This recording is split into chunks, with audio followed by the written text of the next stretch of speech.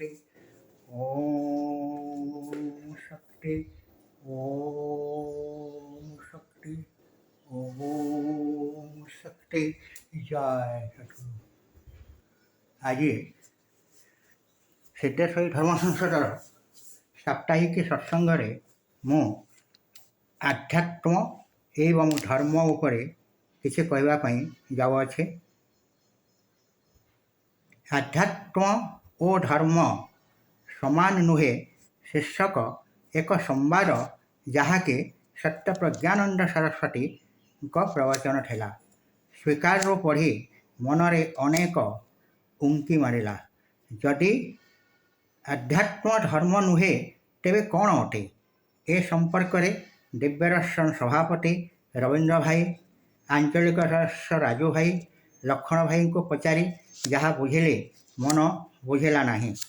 परिशेष दिव्यदर्शन उपसभापति विश्वनाथ भाई को पचारि से जो उत्तर देले ताहा ए दिगरे गवेषणा करने को प्रेरणा जोगाइला। से कहिले क्यों उद्देश्य स्वामीजी एकथा कहिछन्ते ताहा तांको ही पचार। जो माने धर्म को संकुचित करी एकथा कहते ताहा ग्रहण योग्य नुहे। यापर मो दिव्यदर्शन अनेक पुस्तक खोजा पर जो तथ्य पाइली ताहा आपणक आगरे उपस्थापन करुचे।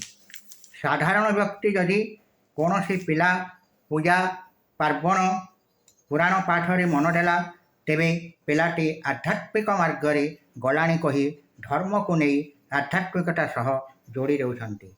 जदिओ धर्म व्यापक एवं आध्यात्मिकता मध्य धर्मर शेष बा श्रेष्ठ सोपान एवं आध्यात्मिक और धर्म एक अभिन्न, तेबे मध्य आध्यात्मिकता और धर्म व्यावहारिक दृष्टिरो भिन्न अटे।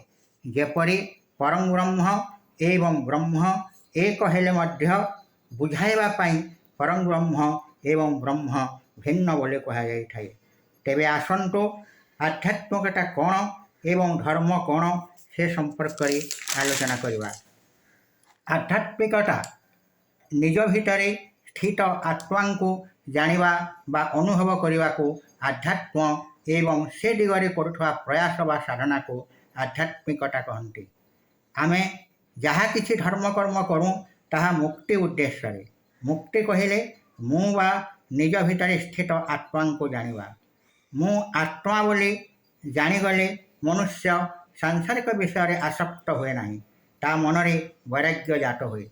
आमे आत्मस्वरूप बोली अनुभव करने को हेले आमको किछि करने को पड़े। ताहा मुनि ऋषि माने शिक्षा दियन्ते। यही सब शिक्षा को आमे धर्म नियम बा आध्यात्मिक आचरण बोली कही थाउ। आध्यात्मिक आचरण ही वास्तव आध्यात्म बा आध्यात्मिकता अटे। आध्यात्मिकता द्वैतवाद आरंभ हुई अद्वैतवाद शेष हुए। यार प्रथम सोपान है भगवान अछंती बोली विश्वास करी तांको भक्ति करवा एवं भगवान का नियम को मानि चलवा। यह द्वैतवाद अटे। आउ टिके भीतर को जाई पुणी मुनि ऋषि माने कहते तुम्हें ही से तत्वमसि सो अहं अहं ब्रह्मस्मि।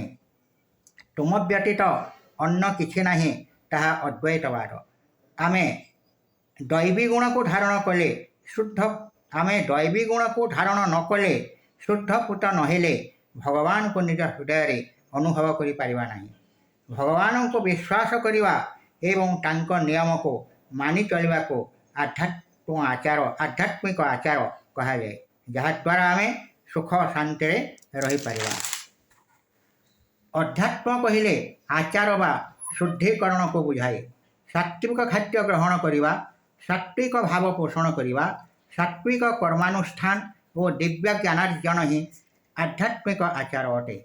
धर्म एक व्यापक शब्द अटे। सद्गुरु अर्जुन कहते धर्म एड़े व्यापक धर्म संबंध कहला बेले भय लगुचे। निज स्वरूप को जानिबा ही धर्म। स्वरूप को जानिबा पाई जहाँ करा जाए ताहा धर्म। उपसंहार रे एतिके कहा जाय परिबो अध्यात्म एवं धर्म एक हेले मध्य साधारण दृष्टिरो समान नुहे। एतिके कही मोर वक्तव्य समाप्त करुअछे। ଏବଂ ସମ୍ପାଦକ ସୁଶାନ୍ତ ପଣ୍ଡାଙ୍କୁ କିଛି କହିବା ପାଇଁ ଅନୁରୋଧ କରେ।